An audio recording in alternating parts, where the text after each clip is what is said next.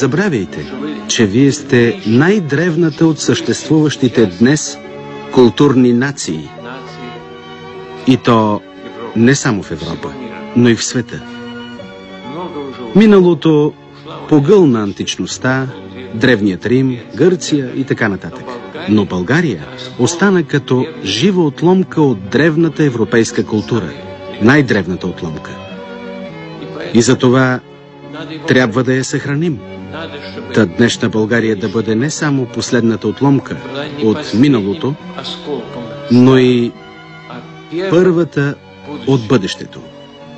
Първата култура, която ще прекрачи в третото хилядолетие и ще понесе културата към бъдещето.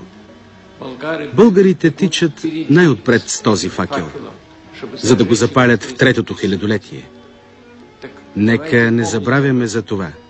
И нека не забравяме, че една малка нация може да се прослави не с военните си успехи, а единствено с постиженията си в областта на културата. Тази култура започва от Кирил и Методий и трябва да остане книжна култура до края на своя живот.